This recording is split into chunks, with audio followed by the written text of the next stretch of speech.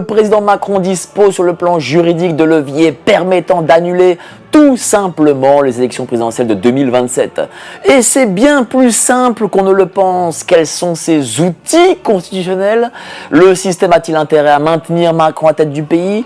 Est-ce que le peuple se révolterait s'il y avait annulation de ces élections en 2027? Maître Divisio dira tout sur ce possible coup d'État institutionnel. On va en parler, mais c'est intéressant sur un point. C'est que je rappelle quand même que c'est une théorie philosophique, c'est Carl Schmitt. Carl Schmitt vous dit que le souverain est celui qui décide de l'exception. La situation électorale suppose une situation normale. Qu'est-ce qui se passe si on est en situation exceptionnelle? C'est toute la question, en fait. Et cette question, personne ne veut y répondre. Quand on dit, et j'ai un exemple très concret, de matin, il y a un truc qui s'appelle le Covid, et qui, par exemple, empêche de tenir le second tour de l'élection présidentielle. Je rappelle, pour qui le sait, que c'est une hypothèse qui n'est pas que d'école. On a reporté le second tour des municipales en 2020. Il se passe quoi dans ce cas-là? Alors on me répond, vous dites n'importe quoi parce qu'il y a l'article 7 de la Constitution, et on l'a lu partout, qui encadre à la fois le délai dans lequel doit se tenir l'élection et, finalement, les empêchements, les circonstances dans lesquelles celle-ci peut ne pas se tenir. Alors d'abord, j'observe que l'article 7 lui-même prévoit la possibilité qu'elle ne se tienne pas, puisqu'elle parle d'empêchement du président, ou d'un candidat, peu importe, mais elle en parle dans une situation individuelle. Elle encadre les choses lorsque c'est une impossibilité personnelle, liée à la personne, effectivement, d'un candidat. Mais que se passe-t-il lorsque l'élection ne peut pas se tenir? Alors, qu'est-ce qui ferait qu'elle ne pourrait pas se tenir? N'importe quoi. Une épidémie, Poutine marche sur Paris, la guerre, la guerre civile peut-être? La guerre civile, la guerre tout court, un tsunami, une sécheresse, une canicule, des incendies de forêt. Puisque, rappelez-vous, je viens de vous le dire, c'est ce que dit Charles Schmitt, le souverain, c'est celui qui décide de l'exception. Oui, mais pourquoi les gens ne veulent pas y croire? Nous, ça fait des semaines et des mois qu'on en parle, et on nous dit, certains nous disent non, mais c'est pas possible, c'est pas possible. On a l'impression que les gens n'apprennent jamais de ce qui se passe auparavant. Je prends l'exemple du Covid, ils ont tout fait. Il y a plus que ça. Le Covid est quand même quelque chose d'extrêmement intéressant. Parce qu'à un moment, il y a deux questions qui se posent. La première est juridique, la deuxième est philosophique. Prenons l'angle philosophique. C'est Aristote. Est-ce qu'une cité, est-ce que la démocratie est suffisamment importante pour que je la protège envers et contre tout? Et allons plus loin. Qu'est-ce qui est plus important que la démocratie? Chez Aristote, rien. La cité, finalement, d'Aristote, elle précède l'individu philosophiquement, et donc, elle mérite d'être protégée. La démocratie au risque d'elle-même. Le problème, c'est qu'en 2020, on a découvert que la démocratie, finalement, ça pouvait vaciller à la lumière d'une épidémie. Mais on le savait déjà. Peut-être pas comme ça. Mais je rappelle quand même que c'est la théorie jurisprudentielle des circonstances exceptionnelles, qui est une construction complètement prétorienne. C'est-à-dire, il n'y a pas de texte. C'est le Conseil d'État qui permet à l'administration, sous le contrôle du juge, et c'est important, on y reviendra, de s'affranchir de toutes les règles de légalité ordinaire pour maintenir la continuité des services publics. C'est ce qui s'est passé quand on a un péril grave. Qu'est-ce qui se passe quand vous avez un péril grave? Comment faire pour maintenir l'ordre public si les institutions ne permettent pas de le faire? Eh bien, le Conseil d'État a décidé qu'on pouvait avoir recours à la théorie des circonstances exceptionnelles. Et si j'en dis un court mot, c'est important. C'est à l'occasion de la Première Guerre mondiale. Cette question, je l'ai creusée, j'ai rédigé un article sur cette question.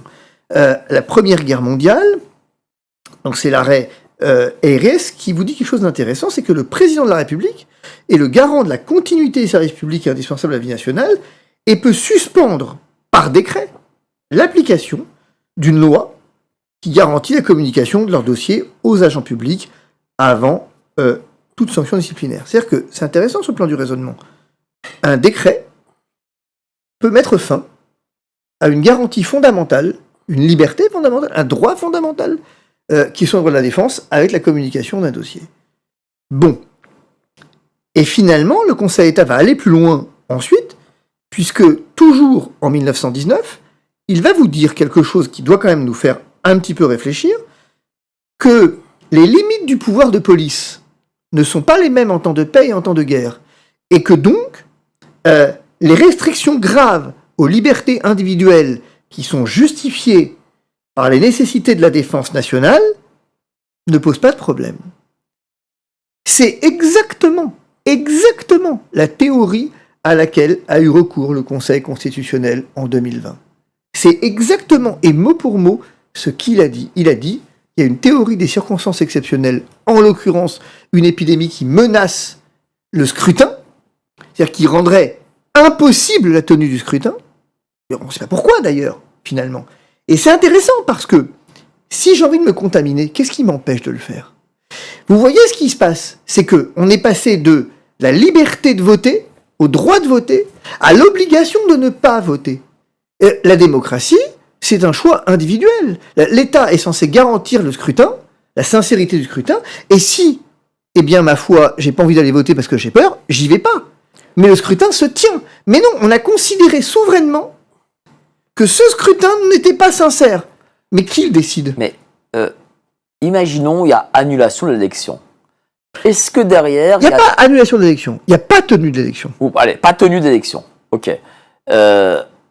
Est-ce que derrière le Conseil d'État, Conseil constitutionnel, alors, c'est très simple. Le président des chambres... C'est très simple. Le Conseil d'État ne s'en mêlera pas. Parce que c'est une jurisprudence extrêmement claire. Il ne se mêle pas, si je fais simple, de l'élection présidentielle. Il dit non. Le seul juge, c'est le Conseil constitutionnel. Et le Conseil constitutionnel, le problème qui se pose, c'est que ça suppose quand même qu'on ait confiance dans le Conseil constitutionnel. Ça suppose qu'il soit vraiment le garant de ce qu'il est censé être, c'est-à-dire la continuité de l'État. Est-ce qu'il l'est aujourd'hui ? La réponse, c'est qu'on peut se la poser. La question, non, il ne l'est pas. Pas au regard des conditions de nomination. Pas au regard du fait que le président actuel, en tout cas, vous savez, les Anglais disent quelque chose d'important, ils disent que je donne l'impression de faire compte plus que ce que je fais en démocratie. Au sens où, il dit ça dans un sens particulier, qui est qu'il ne suffit pas que les institutions soient fiables, il faut qu'elles paraissent fiables. Et ici, le problème, c'est qu'elles ne paraissent pas fiables. Donc, est-ce qu'elles le sont réellement ? Je ne suis pas là pour juger, je ne sonde ni les reins ni les cœurs de Richard Ferrand, mais le fait est que je note qu'on a quand même fait un verrouillage du système. Je vais prendre un exemple qui est très simple, et vous allez vous en rappeler.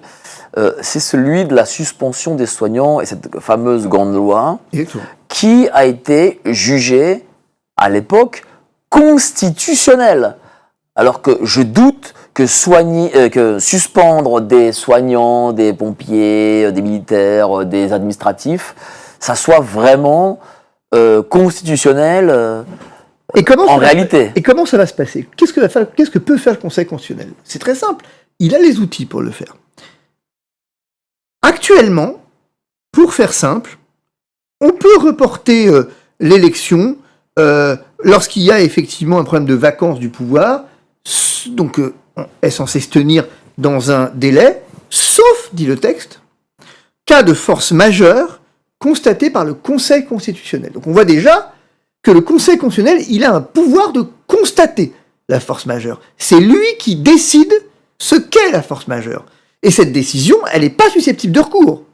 Donc, elle est cantonnée ici, et c'est pour ça que tout le monde, même les juristes les plus avisés, disent « vous délirez ». Mais il faut vraiment être délirant pour dire qu'on délire quelque part. Parce que finalement, cette clause, qu'est-ce qu'elle dit ? Elle dit juste que lorsque vous avez une vacance ou un empêchement du chef de l'État, donc individuel, le Conseil constitutionnel peut constater la force majeure. Très bien. C'est-à-dire qu'il va dire « je constate qu'il y a un événement qui fait que le scrutin ne peut pas se tenir dans le délai ». Mais ça, c'est dans l'hypothèse d'empêchement individuel. Le mécanisme, qu'est-ce qu'il pourrait faire le Conseil constitutionnel ? C'est créer exactement ce qu'il a fait en 2020, c'est-à-dire un mécanisme de force majeure qui est lié non plus à la personne du candidat, mais aux conditions de tenue du scrutin.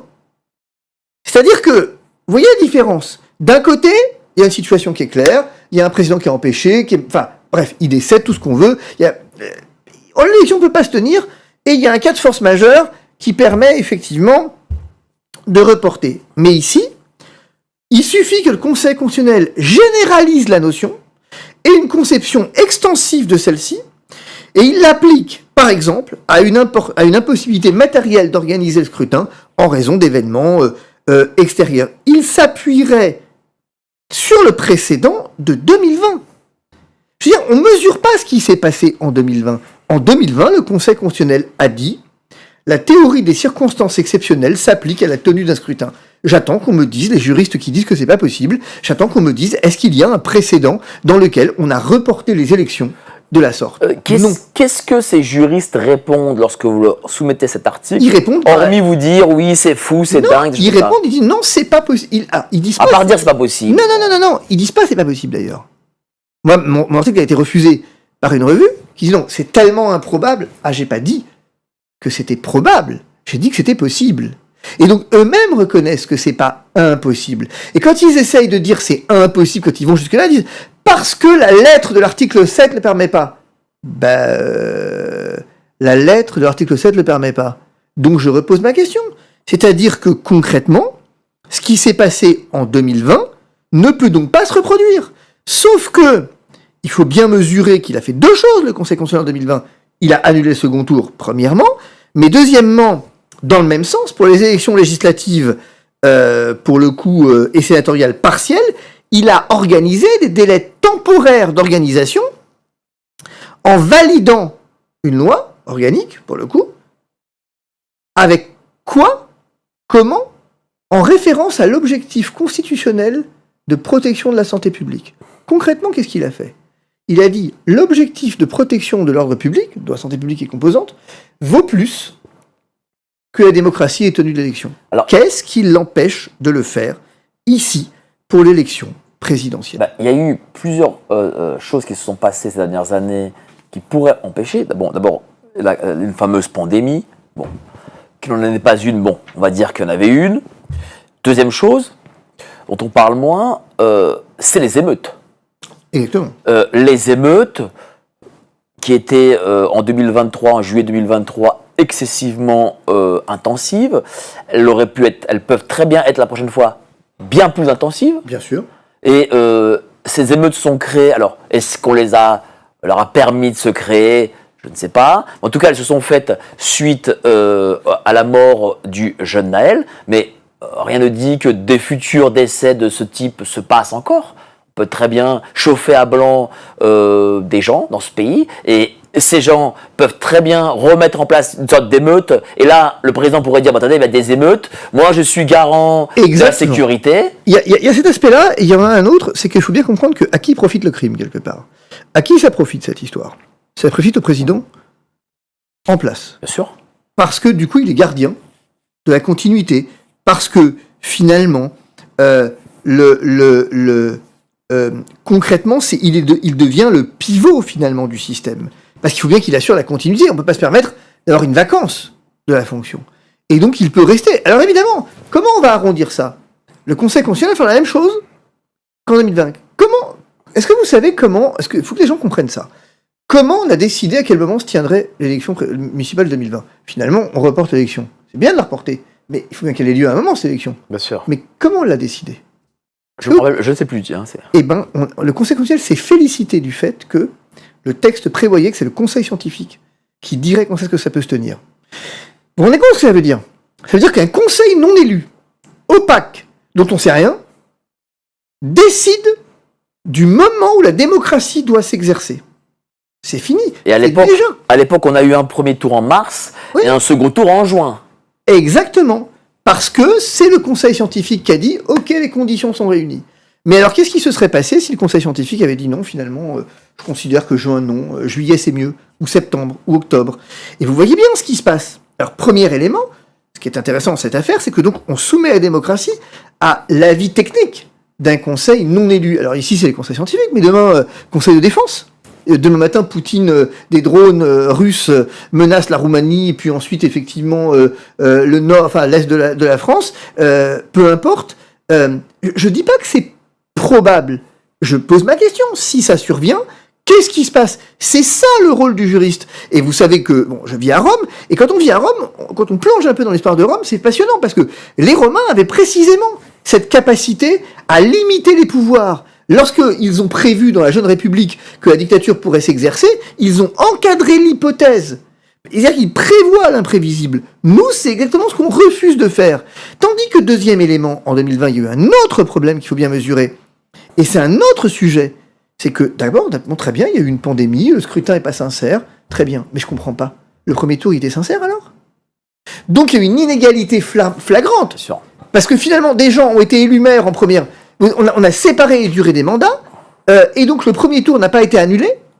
L'élection n'a pas été annulée, le premier tour s'est tenu, mais le deuxième ne s'est pas tenu. Ça n'existe pas dans l'histoire. Mais pourquoi cette volonté de manœuvre? J'en sais rien. La première réponse qui vient, c'est parce que finalement, l'idée c'est quand même de maintenir le pouvoir. Ouais. En tout cas, dans cette hypothèse-là, on vous dirait que c'est évidemment lié au maintien de l'ordre public, etc., de la santé publique. Parce que ce que mes détracteurs ne répondent pas, il y a une question à laquelle personne... Tous ceux enfin, je suis pas le seul à prôner cette hypothèse, hein, c'est qu'une hypothèse, c'est même pas une thèse, c'est une hypothèse. Je dis que c'est possible constitutionnellement.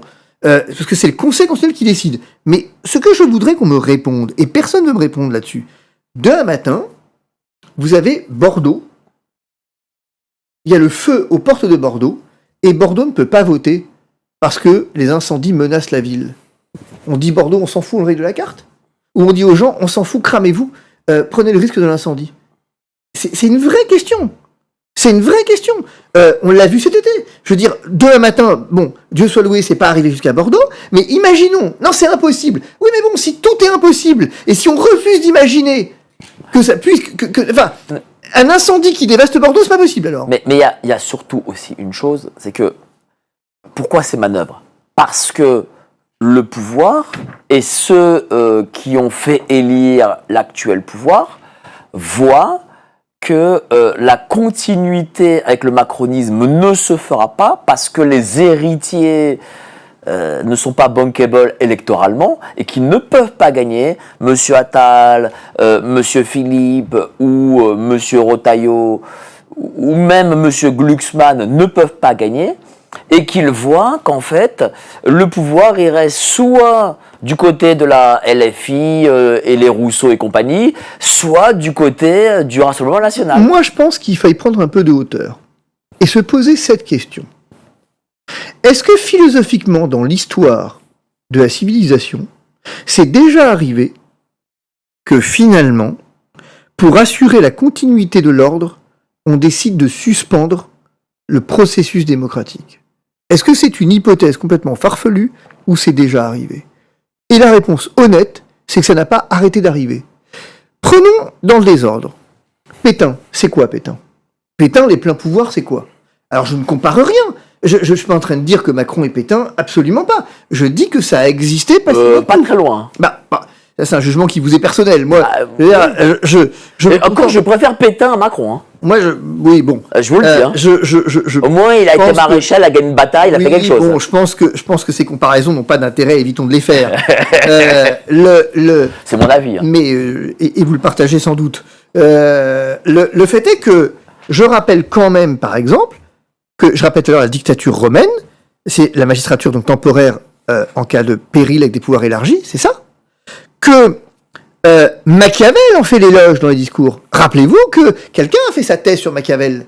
Hein, c'est Emmanuel Macron quand même. Hein, et que donc Machiavel clairement dit que c'est très intéressant parce que sa théorie à Machiavel, c'est de dire qu'une république qui n'a pas prévu de mécanisme finalement pour suspendre temporairement ses propres formes périra par une voie illégale. Pour faire simple, Machiavel vous dit un truc qui doit quand même nous interroger aujourd'hui. Il dit mieux vaut une suspension organisée qu'un effondrement. C'est la théorie qu'on n'arrête pas de nous servir depuis des décennies, et en tout cas maintenant depuis 10 ans, sous Emmanuel Macron. C'est plutôt que l'effondrement, la violation des libertés.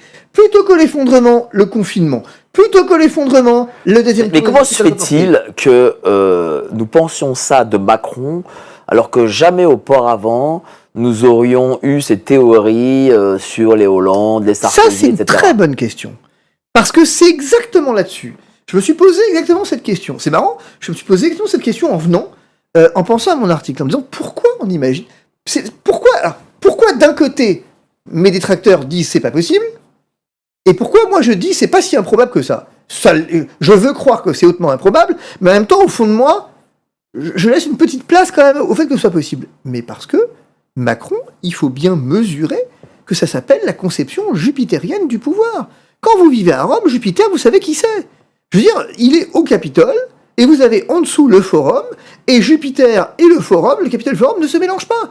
Et que donc, ce qui est important pour Emmanuel Macron aujourd'hui, ça n'est pas la forme républicaine du gouvernement, ça n'est pas la forme républicaine de l'État, ça n'est pas la démocratie en tant que telle. Emmanuel Macron est juste quelqu'un qui a fait la preuve de ce que, à travers sa vision jupitérienne du pouvoir, ce qui l'importait, c'était son intérêt, sa vision du pouvoir, et la caste, disons-le comme ça, finalement, avec laquelle il gouvernait. Et déjà, il a fait quelque chose que, évidemment, personne ne remarque, c'est qu'il a perdu une législative. Il est normalement en cohabitation, théoriquement. Mitterrand l'a été en 86, en 93, et d'ailleurs en 86, il avait quand même ses 200 et quelques députés. Jacques Chirac l'était en 97, il avait ses 250 députés. Monsieur Macron en a quoi, 120, 130, et malgré cela, il n'est pas en cohabitation. Ça aussi, c'est inédit. Mais parce que c'est exactement ce que je vous dis. Il l'a justifié comment? Rappelez-vous comment il l'a justifié. Pour éviter l'effondrement. C'est tout. Vous voyez bien qu'à chaque fois qu'on privatise la démocratie, c'est pour éviter l'effondrement. C'est la théorie du bien. Mais comment arrive-t-il à ne pas être en cohabitation, à faire et voter un budget? C'est quand même hallucinant. Ça, c'est intéressant. Parce qu'il y a une dernière hypothèse dans laquelle on pourrait suspendre l'élection que je n'ai pas abordée dans mon article. Ouais. Mais vous y faites penser. C'est plus une question juridique, c'est une question de stratégie politique. Finalement, pourquoi est-ce qu'on a pu, pendant le Covid, mettre entre parenthèses le Parlement?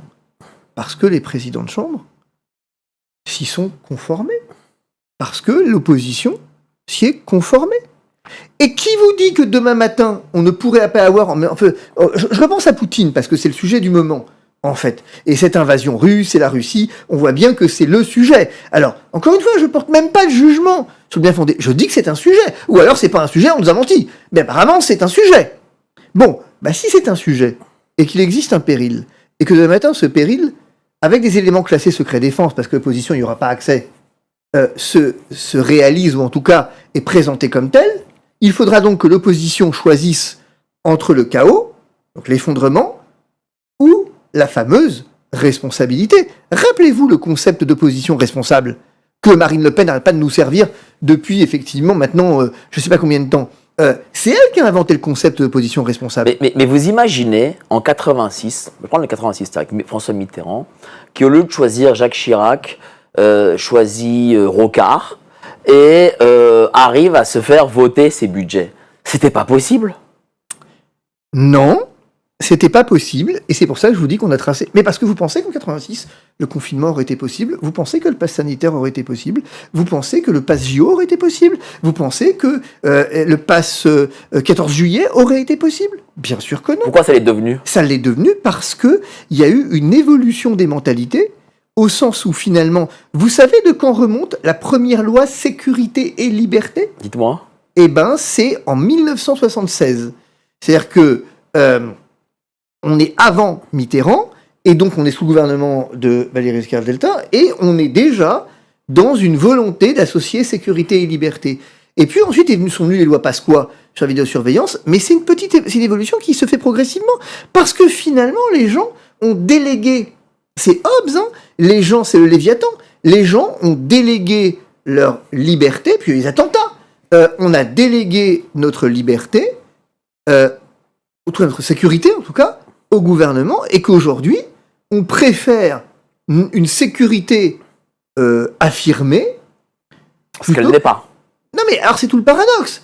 C'est-à-dire qu'aujourd'hui, ce qui est quand même très surprenant dans toute cette histoire, c'est qu'on n'arrête pas de vous vendre, je pense sur le plan sécuritaire pur, des mesures les algorithmes, les radars automatiques, les machins, les trucs, tout. Je veux dire, on n'a plus un soupçon de liberté. Chat de contrôle, les mineurs, tout ce que vous voulez. Et à la fin, on n'arrête pas de nous dire que la délinquance progresse. Mais on n'arrête pas de nous dire qu'en fait, elle progresse parce qu'il n'y a pas assez de mesures. C'est la théorie de Un peu comme l'Europe. l'Europe. Oui, c'est la théorie de l'Europe. Il n'y a pas assez de l'Europe. Il faut plus d'Europe pour que l'Europe se réalise. Ok. Et là, il faut donc plus d'atteinte aux libertés pour que la liberté s'exerce. Mais qu'est-ce qui les empêche philosophiquement de faire exactement la même chose? Et je rappelle quand même qu'il y a quand même un élément, c'est la notion de consensus d'urgence. C'est Nouméa, les élections de Nouvelle-Calédonie, à l'époque, je crois que c'était en 98, où finalement, le contrat politique prime sur la norme institutionnelle. Si demain matin, il y a un accord du Parlement, et en tout cas de ses représentants, pour finalement s'accorder sur un différé, une suspension, qui ira à l'encontre? Vous imaginez le Conseil constitutionnel de dire non? En Nouvelle-Calédonie, qu'est-ce qui s'est passé en Nouvelle-Calédonie finalement?